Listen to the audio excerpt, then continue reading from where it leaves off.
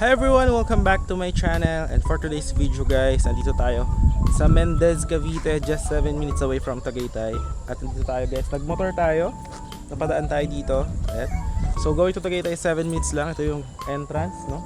So 12 meters po yan guys, yung kalsada. Ayan. Ito guys, along Barangay Road na yan. So pag diniretso nyo yan, ang labas nyo is sa Tagaytay na. 7 minutes, wala na kayo balilikuan. Tagaytay na yan. Ang lalabas nyo siguro, if mahilig kayo pumunta ng mga Tagaytay Balinsasayag or papunta ng Tagaytay Twin Lakes, na yan yung highway doon. Pag dinire-diretso nyo yan, yung Tagaytay Nasugbu Highway, yun na yun. Yung mapupuntahan doon. Tapos meron tayo available dito, last 10 lots. Mga 150 square meter magkakatabi. Ayan. So from this entrance guys, ito. Andun lang yung mga lots na available, no? So ang ano po dito is yan, wide concrete roads with drainages, with electricity, water, no?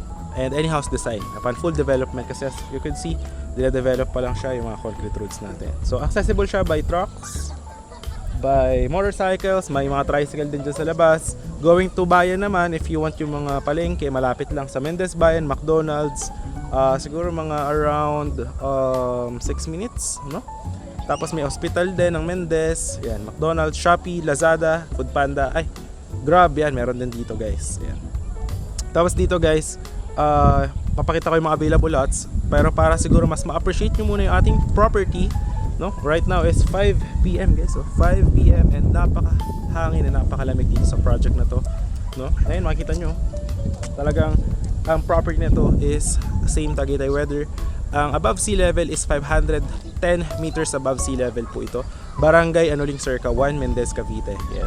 So napakalamig if you are planning to build a getaway house or investment lang muna, no? Para pag nakaipon sa future, tsaka siya papatayo ng any house design.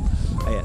So siguro para mas ma-appreciate nyo muna bago tayo mag-ikot sa mga lots na available, is paliparan muna natin ng drone shot para makita nyo kung gaano yung kaganda yung property, nasan yung mga lots, tapos gaano ba kalapit do sa may Barangay Road, gaano kalapit sa Tagaytay, sa bayan, and so more, no? So paliparan natin ng drone shot in 3, 2, 1. Ito po yung ating drone shot.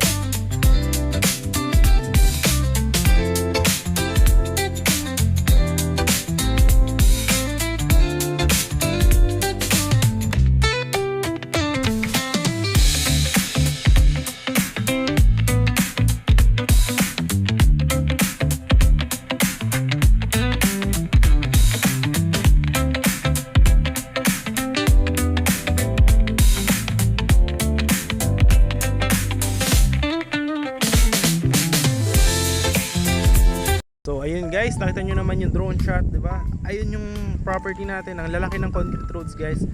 12 and 10 meters po yung mga concrete roads and may 8 meters po. So kasha dalawang SUV, kahit dalawang truck, yan kasha po. And ang mga drainage guys, as you can see, magaganda po. So turo natin yung mga available lots, no? Ito, yung entrance, siguro iharap natin yung camera. Alright. So ito yung ating entrance, birdhouse. Ayan. Motor tayo going to this property. Ayan, if you want, meron ding house and lot package, no? Ayan, kung gusto nyo yan. Pero kung gusto nyo ng lot package, andito po yung mga available natin na lots. Ayan guys, kung maririnig nyo yung hangin guys, napakalamig dito. Ayan, napakaaliwalas, no? Ayan, ganda dito guys, kahit ang hali dito is malamig, lalo pagkagabi guys, no? Kasi nga 510 meters above sea level, so naghahamog din po dito. Ayan. So ito guys, yung concrete road na to, 12 meters po yan, no? Napakalaki guys, no? Ito yung available natin ng mga lots. Ito, ayan, meron tong available 150. Ayan yung guardhouse, doon tayo galing. Ayan, ang parks and playground and multipurpose hall dito po. Ayan, yan po siya. Yung mga nandun, sold na po yung mga nandun. Sold na yung mga lot na yan. Yun nandyan, sold na rin. Eto, may available tayo dito, mga 150 ito. Available yung mga lots dito. Ayan, may mga available din dyan. Alright. So, daanan natin para mas makita nyo guys, no? Meron din palang available doon na isa. Turo ko. Wait lang. Kita nyo naman yung laki ng ating lot guys. So last 10 lots po siya. So yan guys, may isa available doon na 150 square meter. So yan yung concrete road. Ayan lang, yan yung entrance, no? And dito, eto guys, may available din dito, no, na lot. Ayan. So yan, may mga drainage na rin po yan. Pakita natin sa inyo guys. Ayan, oh. Napakalaki ng kalsada guys. Oh, kita nyo naman. Ayan. So, yung mga available dito guys. Actually ito available to. Ayan. Ito yung 150 square meter na to. Ayan. Dito yung lalagyan ng muhon guys. Ayan. Nakita nyo yung drainage. Ayan. Ito lang yung entrance. Diba doon tayo galing. Lumikulan tayo dito. So ayan oh. Available yan oh. 150 yan. Hanggang doon. Ayan. Tapos pag ganun, yan, 150 square meter, available to. Ayan o. Ayan, hanggang dito. Tapos pag ganyan guys, ayan, 150. Yung sa likod nun, available din. Ito, nabili na ng client ko to. Yung sa tapat, ayan. Ito guys. So, yun dito guys, available din tong mga to, 150 square meter. Ayan. Papatagin pa yan. Ganito rin itsura niyan dati. Ayan. I-level din yan for the turnover, no? Ayan. Any house design siya. Yung mga dito guys, may available din tayo dito 200 square meter. Ayan guys, oh. Napakalamig, no? Ayan, oh. Gagawan niya ng kalsada. Yung stick dyan hanggang dito. Ayan. Diretso dyan. Yung dito guys, oh. Napakahangin, no? Ayan, may mga available yan. 150 square meter magkakadikit. Dito. Alright. Yung dito, sold na po yan lahat. Okay. So lakaran natin dito yung iba pang available. So dito guys, meron ding available 150 square meter. Yan. Ito tatanggalin yan guys ha. Yung mga yan. I-level yan. Gagawin ganito. Yan. So available yun nandito sa kabila.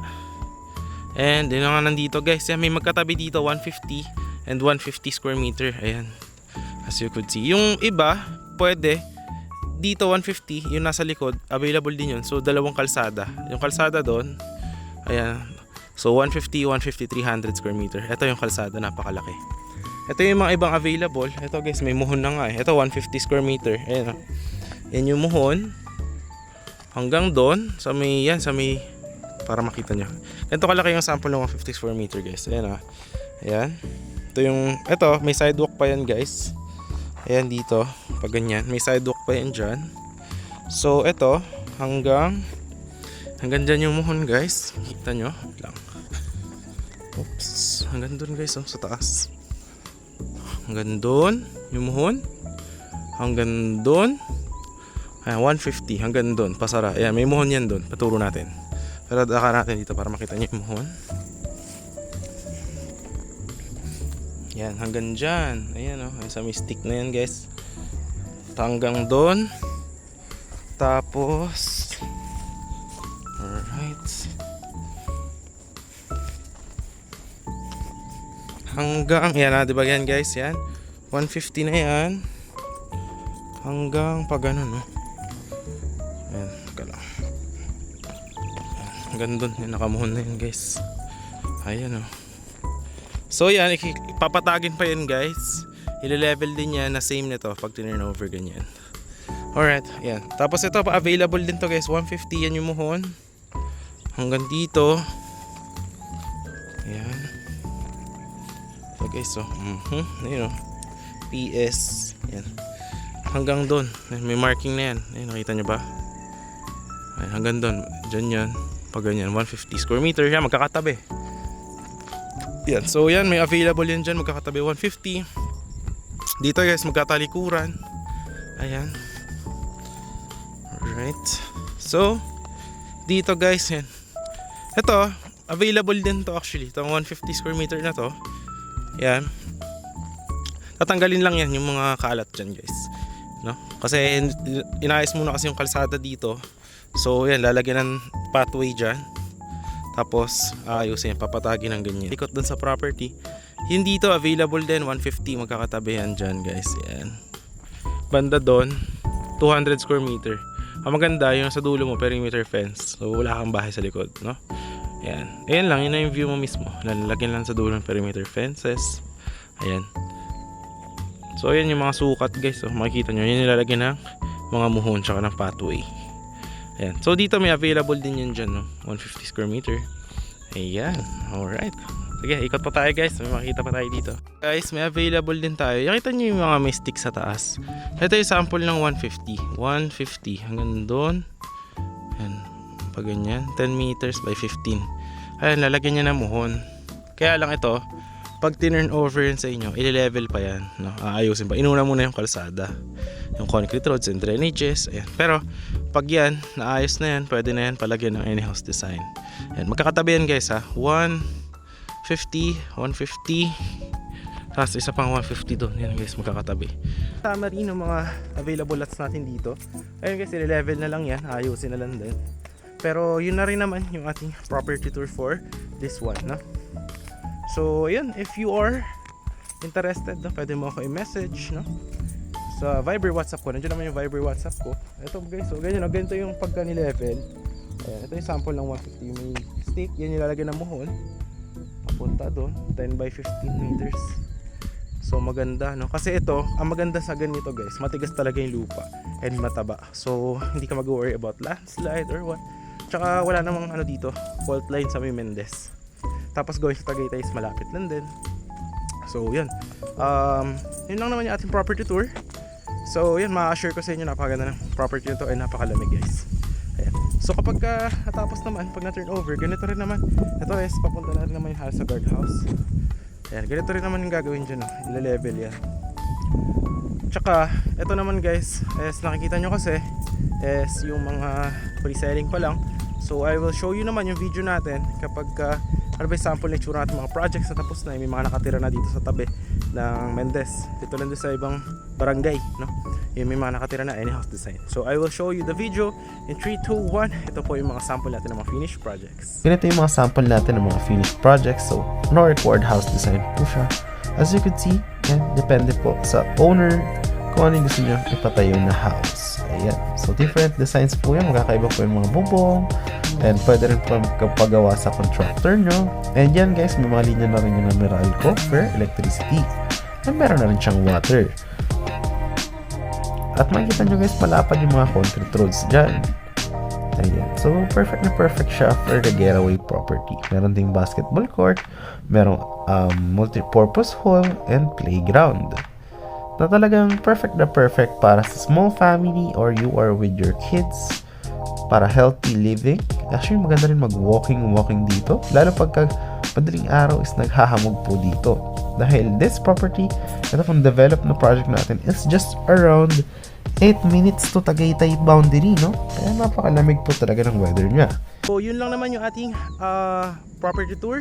I hope that you like it. If you like it and interested ka, message mo ako to my Viber or WhatsApp, no?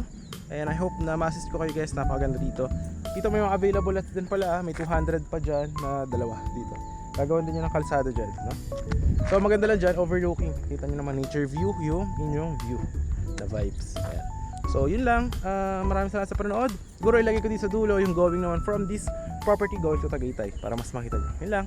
Thanks for watching.